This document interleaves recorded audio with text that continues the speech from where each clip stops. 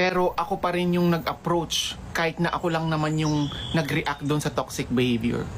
Ako yung lumapit, ako yung nagpakumbaba. Sorry, pasensya po. Alam niyo yan. Iniiyak ko yan. Ako kaya kong lunukin ng pride ko. Pride lang yan. Galing ako sa hirap ng buhay, alam ko kung anong pakiramdam. Alam ko maglunok ng pride.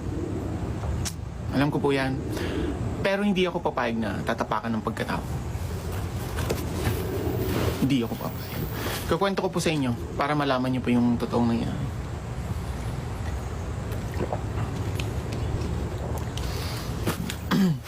PSR po. Let's start from the very beginning.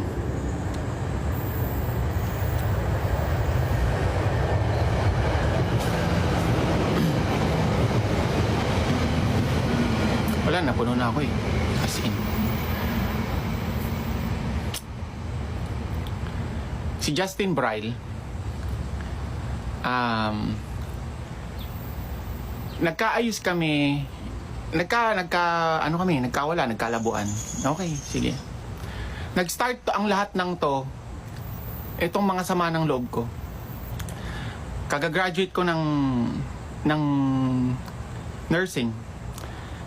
Sinabi niya sa akin, nag-deactivate sa live to nag-deactivate ka pa ng isang buwan, masahista lang naman natapos mo. Sabi niya sa akin. Wala siyang narinig sa akin. Though, para sa akin, na-insulto ako kasi sleepless nights yung ginugol ko dyan eh. Tapos sabi niya sa akin, biro, sleepless nights yan. Wala akong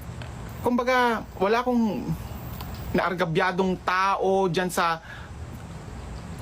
ewan ko kung anong dating sa kanya. Siguro, nayabangan siya or what. Sasabihan niya ako na masahista lang naman natapos mo, patingin niya ako ng certificate. Bakit kailangan niya akong ganunin sa live? Sumama ang loob ko doon, na-insulto ako. Kasi, bakit mo sabing masahista lang? Diba? Tapos sasabihin mo sa akin, siya ba, ba natapos? Hindi, hindi ko kinokondina, hindi ko kini-question kung ano natapos niya. Pero, be sensitive naman, Justin. Ano ba ang trabaho ng mga karamihan sa supporter mo? Pasensya, pero masakit yun para sa akin. Ano naman kung masahista lang ako? Bakit ikaw, ano ba natapos mo? Diba? Eto pa. Naka-live ako, katuksido ako, naka-turban ako. Para malinaw, umpisa natin sa umpisa. Naka-tuksido ka, naka-turban ka. Sa live yan comment section. Mukha kang ewan. Tapos palalabarisin, sasabihin biro. Yung sinabing masahista ako, sabihin biro. Sinabing makasahista lang, biro daw. Etong nakaturban ka, mukha kang ewan, biro lang daw. Eto pa sino ka ba? Fashion icon ka ba? Para sabihan na mukha akong ewan sa suot ko.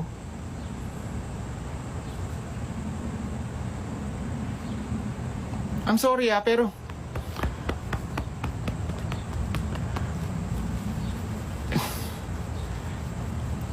sasabihin mo pang palalabasin mo sa mga tao na ako yung nang iwan. Nang iwan. Para ano? Bakit? Paano nang iwan? Hindi ba ikaw yung nagpatulog ng lalaki sa bahay mo? Finiflex mo pa sa live mo sa mga bading na kasama mo sa live? Diba? Be sensitive naman. Ako, ang tagal kong nanahimik, ang tagal kong nagtimpe, Justin. Wala ka narinig sa akin. Ngayon ako magsasalita. Punong-puno na ako eh. Just recently, okay na. Nag-sorry ako sa'yo. Nagkausap ko sila, Ate Grace. Nag-sorry ako sa kanila. Okay kami. Pinag-usap tayo. Pinag-usap kami ni Justin. Sabi ko, I'm sorry kung may mga nasabi akong nakasakit sa'yo. Sabi ko sa kanya, gusto ko ngayon, habang nag-uusap tayo, pinag-usap kami niyan. Naka-voice call kami. Bumaba si Ate Grace, pinag-voice call kami. Bumaba sila lahat sa voice call, dalawa lang kami natira. Sabi ko, pasensya ka na, I'm so sorry, Kapo. Kung may nasabi akong nakasakit sa'yo, from the bottom of my heart, I sincerely apologize. Sabi ko sa kanya, alam niyo sagot niya sa akin? Ito pa sabi ko I sincerely apologize para matapos na yung bangayan. Nakamute siya niyan. Nag-unmute. Bangayan mo. Ganun kataas ang ere. Bangayan mo. Sabi ko, nakapagsalita ako ng ganun kasi nainsulto ako sa mga sinabi mo. Sabi ko sa kanya, sana maayos na natin to para marinig ko yung side mo, marinig mo yung side ko. Alam niyo sagot niya sa akin? Wala kang maririnig sa akin. Basta ako, okay ako. Ganyan ang tono niya. Sabi ko, kalma. Kalmahan mo yung sarili mo. Maiko. Kaya nga tayo nag-uusap dito, sabi ko, para maayos natin, para matapos na. Oh, tapos ka na? Yun ang sagot niya sa akin. Ano, tapos ka na? Yun ang sabi niya sa akin. Ito, totoong nangyari. Totoong nag-apologize. Tapos ka na? Sabi ko, kaya nga tayo nag-usap para maayos natin. Okay. Drop the call. Drinap niya ang call. He left me hanging. Umiiyak ako. Sabi ko kay Ate Grace, kaya kong lunukin yung pride ko, pero hindi ako papayag na tatapakan ng pagkatao ko. Umiiyak sila. Kasi, sabi ko kay Ate Grace, I've been through a lot, Ate Grace. Bago ako makarating sa, hindi man ako mataas, na hindi ko pa napupuntahan yung gusto kong marating. Pero I've been through a lot bago ako makarating sa kung nasaan ako ngayon. Tapos tatapakan niya lang yung pagkatao ko ng ganun. Guys, sabi ko kay Ate Grace, hindi nyo alam ang tunay niyang ugali. Hindi nyo alam ang tunay niyang ugali sa ibang tao. Sabi ko kay Ate Grace, hindi niya ipapakita sa inyo yung gaspang ng ugali niya. Alam mo kung bakit? Oo, kasi nag-check out kami sa kanya, sabi ni Ate Grace. Exactly. Ako, mahal ko kayo. I treated you as my friend. Pero ang hindi ko matanggap, ang masakit para sa akin, may nasabi siya against me na pinapalabas niya biro. Ako may nasabi ako against him. Pero pinanigan niyo siya. Kinampihan niyo siya, ang dami yung side comments. Pero ako pa rin yung nag-reach out sa inyo. Ako yung nag-sorry, ako yung nag-apologize. Kasi, okay, tuldukan na natin to, stop na. Kahit na ginanon niya ako, nag-apologize ako, ginanon niya ako, okay, stop na. Nag-chat siya nagtanong siya kay Mamita Sed. Si Mamita Sed kasi, naging ka-close ko recently. Mayroon kang hindi sinasabi sa akin, Mamita. Ano yun? Ka-close mo pala siya, si Maiko. Si Mamita Sed kasi mami-mami niya. Parang para sa akin, ano naman kung ka-close niya ako. Tapos naka-up kami sa live nung nakaraan, ay kagabi. Hindi ko alam kung paano ko nyo iintindihin to. Hindi na natapos eh. Alam niyang mainit. Oo, biro na lang, lahat na lang biro. Hindi ko alam kung paano niya to i-interpret. Kayo na lang po mag-interpret kasi baka na-misinterpret ko daw. Live kami naka-up sa live. Baka lang naman na-misinterpret.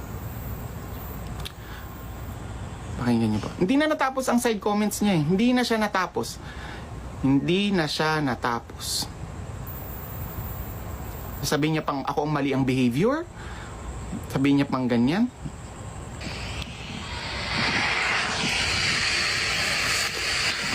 Ba't alam mo, ma? CCTV ka talaga. Kasi guys, sabi ko, nalaglag yung live nila kasi nga nag-fuzzle. Deserve. Bakit? Ang dating kasi sa akin, bakit ka nagagalit naka-close ko yung mga taong ito?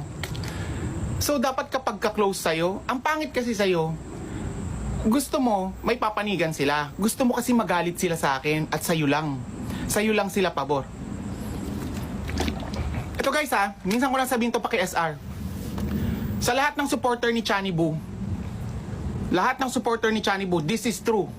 I can face all the consequences this may take. This is true. Sa lahat ng supporter ni Chani Boo. Sabi ni Justin sa akin, ayoko nang mag-live selling kay Chani. Bakit, kako? 1.5 lang naman binabayad niya sa akin. Ilang oras akong nagla-live. At saka, tatawagin niya lang ako. Kung hindi niya na mabenta yung mga item. At saka, paano mo yung mabibenta yung mga item? Ang papangit. Ganyan ang words niya. Totoo yan.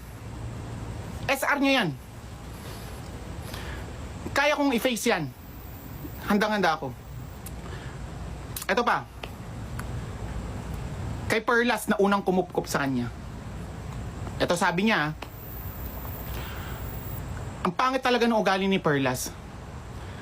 In-invite kami sa isang ganito, ang sinabi sa akin, ang pagpapakilala niya sa akin. Dating fan yan.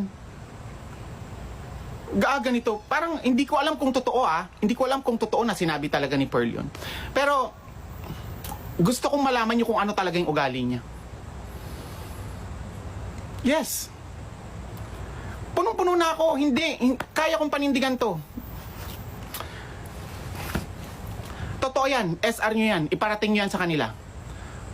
Tapos yung sinabi niya na, buti pa dito ako invited, sa Vrikshan hindi. Buti pa dito invited ako. Sa Nicolas yata yun. Parang the heck? Justin, wag kang masyado mataas ang lipad mo. Sa lupa ka lang. Tungtong mo lang yung paa mo sa lupa kasi wala ka pa nararating. Ha? Please. Wala ka pang nararating. Sa lupa lang. Lupa lang ang paa.